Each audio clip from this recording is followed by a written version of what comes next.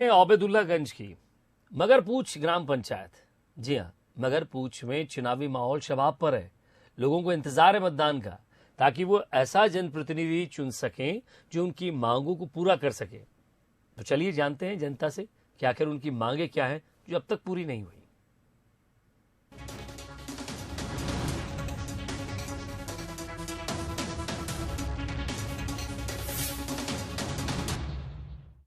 Bansal news के खास कार्यक्रम गली कनेक्शन और गांव इलेक्शन में एक बार फिर आपका स्वागत है। और इस वक्त बंसल न्यूज की टीम आ पहुंची है जनपद पंचायत ओबेदुल्लागंज की मगरपूछ ग्राम पंचायत में।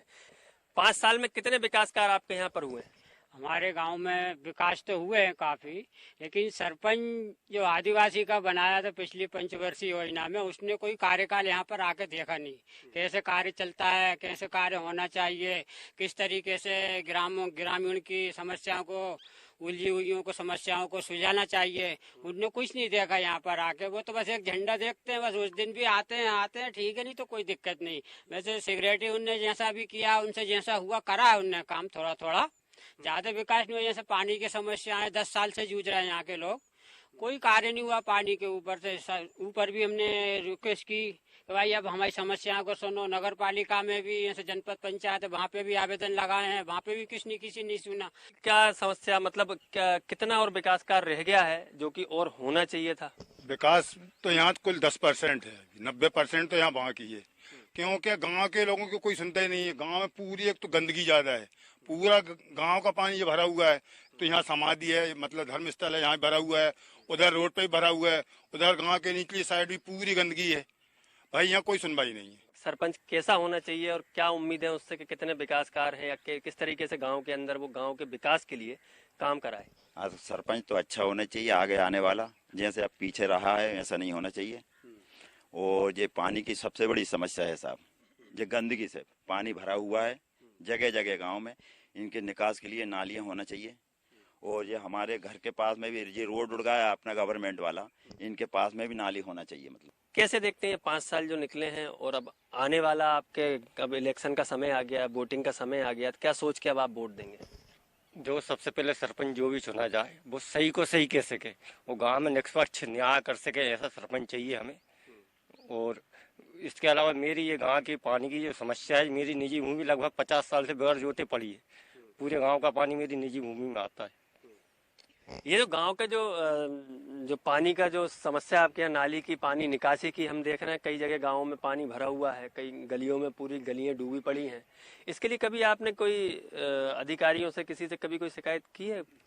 लगभग पिछले 8 महीने से मुख्य मार्ग से जो सड़क गांव को जोड़ती है, वो सड़क पे लगभग इस समय 1 से 1.5 फीट पानी भरा हुआ है। पीछे के आप गांव में जाएंगे तो पीछे भी नालियां चौक है। ये आपने जो देखा है गड्ढा, ये लगभग पिछले 30 या 35 साल में देख रहा हूँ उसको बराबर। मेरी जो उम्र है उसमें तो मैं देख रहा हूँ कि पानी पूरा निजी भूमि में निकल रहा है। अधिकारियों से चर्चा हुई, उनसे कहा तो कह वो जिसकी भूमि में जा रहा है वहीं जाएगा, जबकि निकासी के लिए व्यवस्था है। अगर सरकार ही अपना खुद जो पुराना रास्ता है वो निकलाए, जहाँ अतिक्रमण हुआ उसको हटवाए, वहां से नालियां बनवाए, तो पानी निकल जाएगा, निकासी हो जाएगी। चुनाव नजदीक है और अब आप मतदान जब आप करेंगे या किसी के लिए वोट मांगेंगे, क्या किन मुद्दों को लेके वोट मांगेंगे और किन मुद्दों को लेके चुनाव अब गांव में चलेगा? ऐसा सरपंच चाहेंगे जो निष्पक्ष काम करे, किसी से दबे नहीं। ऐसा सरपंच बना दिया जो काम भी नहीं करे, दब जाए, जिसने आग बता दी डर के रह गया।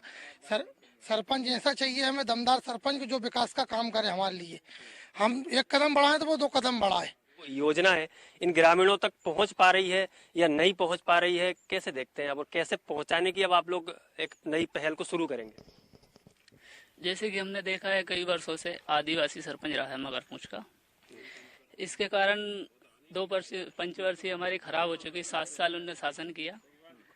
सरपंच एक समझदार न होने के कारण अपन योजनाओं को बताते, पहले नंबर तो गांव में नहीं आते।